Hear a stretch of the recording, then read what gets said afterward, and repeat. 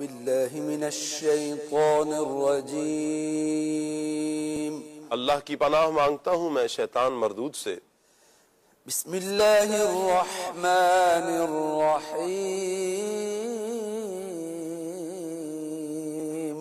اللہ کے نام سے شروع جو نہایت مہربان رحمت والا ہے۔ يسألونك عن الخمر والميسر قل فيهما إثم كبير ومنافع للناس وإثمهما أكبر من نفعهما ويسألونك ماذا ينفقون قل العفو كذلك يبين الله لكم الآيات لعلكم تتفكرون۔ آسان ترجمہ قرآن کنز العرفان۔ آپ سے شراب اور جوئے کے متعلق سوال کرتے ہیں، تم فرما دو ان دونوں میں کبیرہ گناہ ہے اور لوگوں کے لیے کچھ دنیاوی منافع بھی ہیں، اور ان کا گناہ ان کے نفع سے زیادہ بڑا ہے۔ اور آپ سے سوال کرتے ہیں کہ اللہ کی راہ میں کیا خرچ کریں، تم فرما دو جو زائد بچے۔ اسی طرح اللہ تم سے آیتیں بیان فرماتا ہے تاکہ تم غور و فکر کرو۔ تفسیر تعلیم القرآن۔ اس آیت میں صحابہ کرام کے دو سوالات اور اللہ تعالیٰ کی طرف سے ان کے جوابات کا ذکر ہے۔ نمبر 1، حضور اقدس صلی اللہ علیہ وسلم سے شراب اور جوئے کا حکم پوچھا گیا تو اللہ پاک نے ارشاد فرمایا، اے حبیب صلی اللہ تعالیٰ علیہ وآلہ وسلم، آپ ان سے ارشاد فرما دیں کہ ان دونوں میں کبیرہ گناہ ہے اور لوگوں کے لیے کچھ دنیاوی منافع بھی ہے، لیکن ان کا گناہ ان کے نفع سے زیادہ بڑھ کر ہے۔ نفع تو یہی ہے کہ شراب سے کچھ فرحت و سرور اور اس کی خرید و فروخت سے کچھ تجارتی فائدہ حاصل ہوتا ہے، جبکہ جوئے سے کبھی مفت کا مال ہاتھ میں آ جاتا ہے، لیکن ان دونوں کی وجہ سے ہونے والے گناہ اور فسادات بے شمار ہیں۔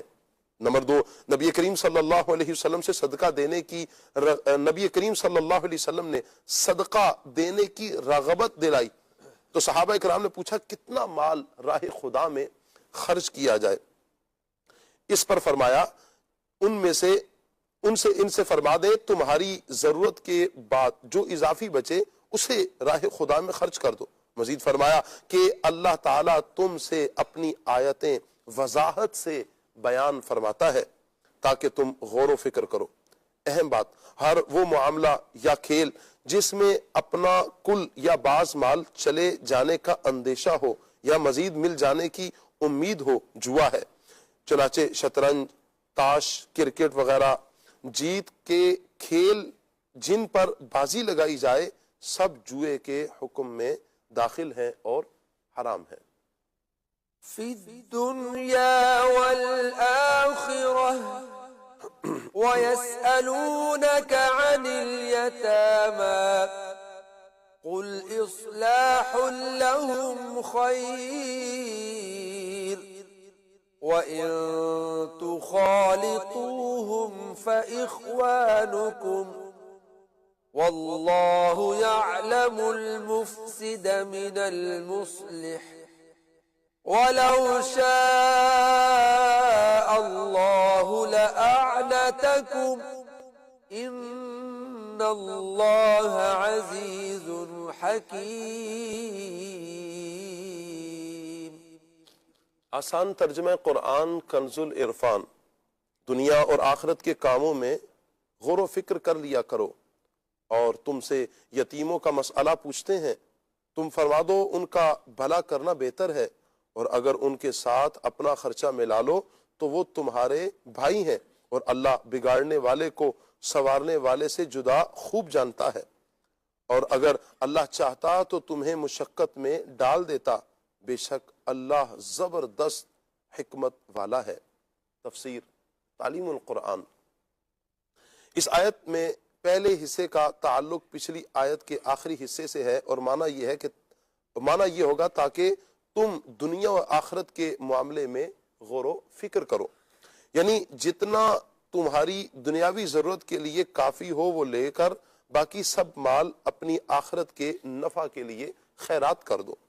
شان نزول، جب یہ آیت ان الذین یأکلون اموال الیتامی ظلما نازل ہوئی تو یتیموں کا مال کھانے والا اپنے پیٹ میں جہنم کی آگ بھرنے والا ہے، تو لوگوں نے یتیموں کا مال کھانا جدا کر دیا۔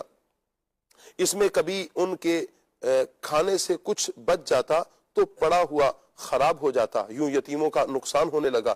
یہ دیکھ کر حضرت عبداللہ بن رواحہ رضی اللہ تعالی عنہ نے بارگاہ رسالت میں آپ صلی اللہ تعالی علیہ وآلہ وسلم میں عرض کی کہ یتیموں کا سرپرست حفاظت کی نیت سے اس کا کھانا اپنے کھانے سے ملا لے تو کیا حکم ہوگا؟ اس پر یہ آیت نازل ہوئی اور فرمایا گیا یتیموں کے فائدے کے لیے ان کا خرچہ اپنے خرچے سے ملانا بہتر ہے، اگر ان کے ساتھ اپنا خرچہ ملا لو تو وہ تمہارے بھائی ہیں، یعنی تمہیں ملانے کا اختیار ہے، لیکن یاد رکھو کہ یہ ملانا اچھی نیت سے ہے یا بری نیت سے، اللہ تعالیٰ اسے خوب جانتا ہے۔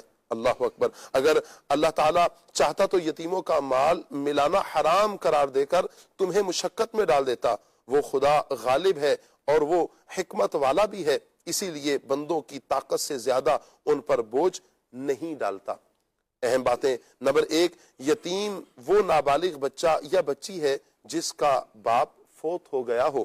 نمبر 2، یتیم کے پاس مال ہو اور ولی کی پرورش میں ہو تو ولی اس کا مال اپنے مال کے ساتھ ملا کر یا علیحدہ رکھ کر جس میں یتیم کی بہتری ہو اس طرح خرچ کر سکتا ہے، لیکن ملانا خراب نیت سے نہ ہو۔ فی الدنیا والآخرہ وَيَسْأَلُونَكَ عَنِ الْيَتَامَى قُلْ إِصْلَاحٌ لَهُمْ خَيْرٌ وَإِن تُخَالِطُوهُمْ فَإِخْوَانُكُمْ وَاللَّهُ يَعْلَمُ الْمُفْسِدَ مِنَ الْمُصْلِحِ وَلَوْ شَاءَ اللَّهُ لَأَعْنَتَكُمْ إِنَّ اللَّهَ عَزِيزٌ حَكِيمٌ صدق اللہ العظیم۔ جزاک اللہ۔